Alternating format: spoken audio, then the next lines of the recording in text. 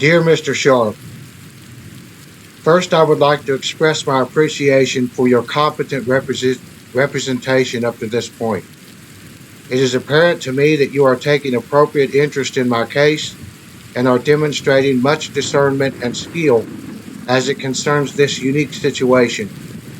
I have full confidence in your ability to defend my legal case, as well anticipate that any and all issues requiring consideration will be effectively researched and subsequently presented in an exceptional way toward my defense.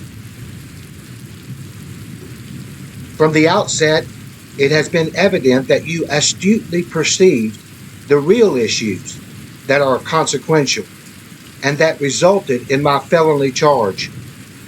Only an honest scrutiny of the latter, accompanied by a little common sense, is required to quickly realize that the problem consists due to obvious religious discrimination and intolerance.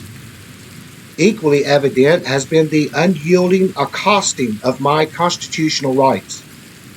When all things have been duly considered, as well sincerely evaluated, and when all things or opinions prejudicial are exposed and removed, it is my hope that the light of truth will be left remaining and will thus prevail.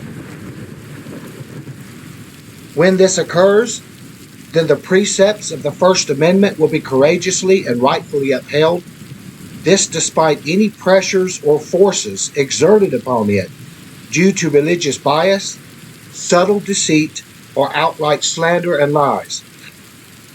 All in America, from birth, possess the liberty to express opinions and ideas without hindrance, and especially without fear of punishment. Though I am aware that some legal systems do not treat this guarantee as absolute, I feel that so long as I have not written anything seditious, defamatory, slanderous, racially charged, malicious, nor truly threatening, then I will not be unfairly censored nor punished for my supposed crime that I have not committed. With this knowledge, accompanied by the reality that most in America value these certain unalienable rights, and coupled with your determination to defend this right in my behalf, for the sake of justice and strict adherence to principles of freedom, we will be successful in defending not just our rights, but also by so doing accord to others, due to our successes, the same freedoms we all possess inherently. Worthy of praise as well will be those who, throughout this whole process, in the interests of the upholding of freedoms, maintain the constant and unmovable resolve to discern as well to root out any attacks upon these freedoms. It is my confidence that anyone who would attempt to frame trouble by decree, yes, try to manipulate the system and mold judicial decisions through the practice of deception and tricky tongues, will ultimately be exposed. And by means of such expositions, freedom of religion, religious expression will be safeguarded. I quote Psalms 94, 20 through 23. Most assuredly, quote, He, Jehovah God, will turn back upon them their hurtfulness and will silence them. End quote. God can accomplish this in behalf of one who trusts in Him, whether it be accomplished through a qualified lawyer, a wise judge, or even by means of motivating the hearts of a jury to recognize truth and to stand up for it. It makes no difference, for there are two vital issues here. Number one, the issue of whether God's word is correct, of a primary importance, from which my comments in the letter were derived. Number two, whether religious freedom in the United States of America is merely illusory, thus passively acknowledged, or whether it is demonstratively real, evident, and worthy of defending.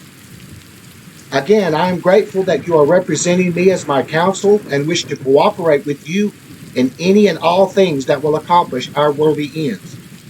Further, I am herein asking that we collaborate together on all things. While I trust your resolve to apply yourself in these regards, due to how important these issues are to me, my child, primarily with regard to the preservation of my relationship with my daughter, which is equally under siege. I am too devoting much time and resources to research these matters of law for myself. Perhaps I will be able to contribute something of value, either in methodology or in approach, even if seemingly small or insignificant, that may assist us in our shared pursuit. I merely wish to be involved where appropriate, as self-advocacy has always been an imperative to me. As well proved to be a driving principle in my life. This is especially true now as it concerns my freedom and my freedoms. I wish to participate so long as the information I present is appropriate or applicable to my defense. However, primarily, I will accept all direction and advice from you. I will follow your lead. I hope the following material will prove useful, if even in a minuscule way, towards your approach to my defense, particularly as it concerns the motions you are filing that will be considered by the court on January 10th.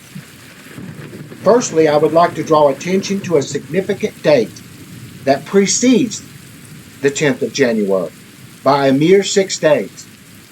It is apropos, as I am sure you will concede, namely, Religious Freedom Day. This was one of the first letters in correspondence with my lawyer in preparation for bogus charges that were pressed against me and that affected my ability to have a relationship with my daughter for 2 years.